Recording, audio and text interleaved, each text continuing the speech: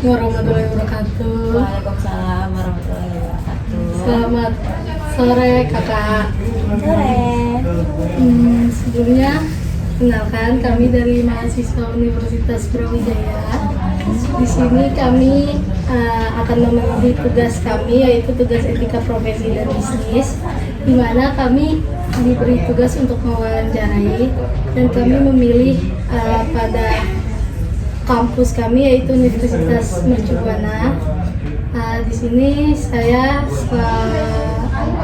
izinkan saya memperkenalkan diri saya sendiri dan 4 rekan teman saya.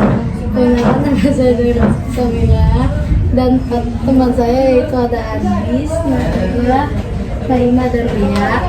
Dan sebelum saya masuk materi, izinkan saya perkenalkan kakak. Perkenalkan, nama saya Andriani. Saya di sini sebagai pustakawan. Dan udah segitu. Saya izin masuk materi ya kak. Saya izin bertanya, selama kakak bekerja di Universitas Mercubuana, khususnya di perpustakaan, tantangan terbesar apa yang pernah kakak alami selama kakak bekerja di sini yang memenuhi standar etika profesi? Untuk tantangan sih sejauh ini sih tidak ada ya, karena semuanya sih sudah bisa kami, saya untuk pustakawan sih udah bisa kami handle. Terus juga untuk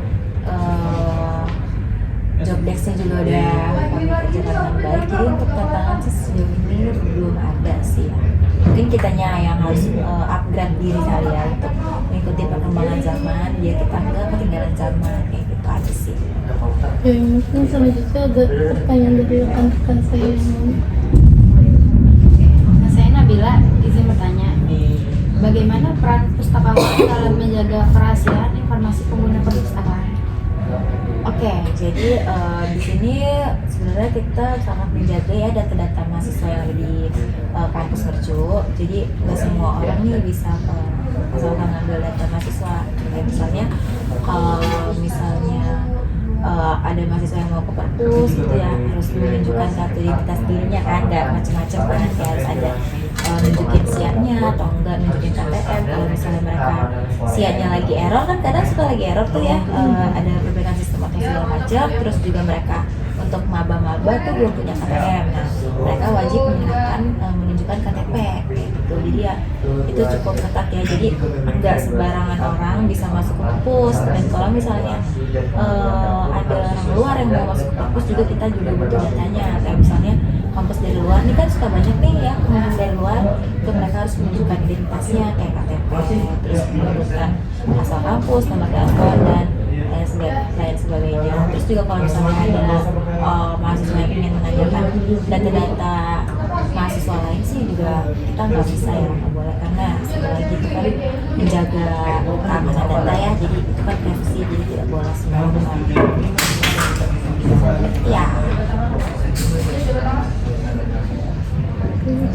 Saya Saibana, izin bertanya, bagaimana kakak ini dapat menunjukkan sikap profesional dalam bekerja?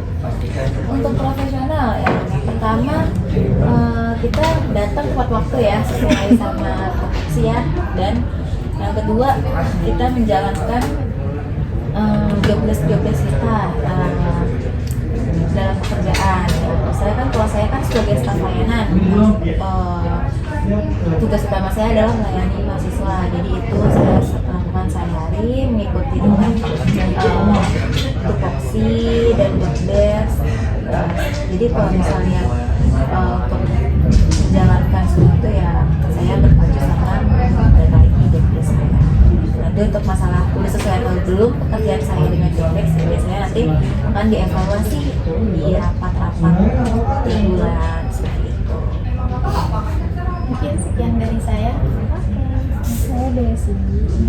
Apa tindakan yang harus diambil jika pustakawan mengetahui adanya pelanggaran etika di tempat kerja?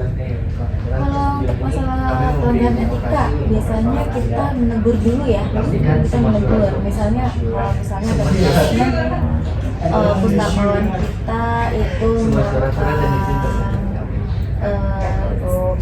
pelanggaran ya, misalnya entah dia pakai bajunya kurang rapi atau mungkin dan ada yang agak berisik kayak gitu ya, misalnya beberapa mahasiswa kalau lagi ngobrol gitu atau mungkin yang pertama kita menegur dulu sih, menegur dulu. Tapi kalau memang sudah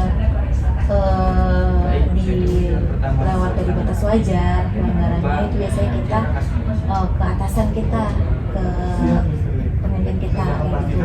Kemudian kita omongin dengan atasan kami, terus untuk tindakan selanjutnya jadi kalau untuk dulu ya, apalagi sama partner kayak misal tadi yang bisa mas tadi tuh, kalau misalnya kita berdua kadang-kadang lupa kan manusia sering lupa atau hilang gitu ya, saling ngegar aja sih satu sama lain. Saya Adis izin bertanya, apa saja kode etik yang harus dipatuhi pustakawan dalam melakukan seleksi koleksi buku dan media informasi? Untuk masalah seleksi buku dan media informasi, kita biasanya melihat dulu nih untuk kebutuhan informasinya. Misalnya kalau misalnya untuk di perpustakaan perguruan tinggi kan kita punya macam-macam jurusan yang kan prodi dan mahasiswa yang ada yang S1, S2 dan S3. Itu pastinya informasi yang dibutuhkan juga berbeda ya antara tingkatan pendidikan dan jenis-jenis jurusannya. Kadang kita melakukan usulan buku gitu kan, ada tuh yang namanya usulan buku. Jadi kalian nih kalau misalnya pengen request apa nih buku yang menurut kalian penting yang harus ada di perpus, itu biasanya kalian bisa melakukan usulan buku di website kita. Terus selain itu ada juga dari dosen, jadi dosen memberikan ke kita kayak RPS gitu ya mereknya yang belajar gitu.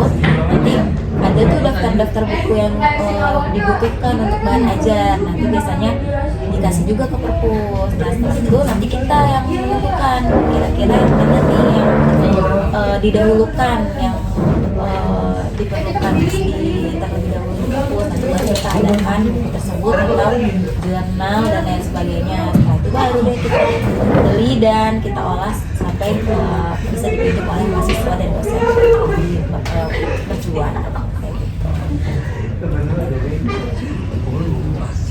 gitu. Udah ya, cukup ya, 5 ya? Cukup. Mungkin itu saja yang dapat kami tanyakan Kak. Kurang lebihnya maaf mengganggu waktu kerjanya. Tenang aja, udah segini doang. Terima kasih. Selamat sore Kak. Oke, selamat sore.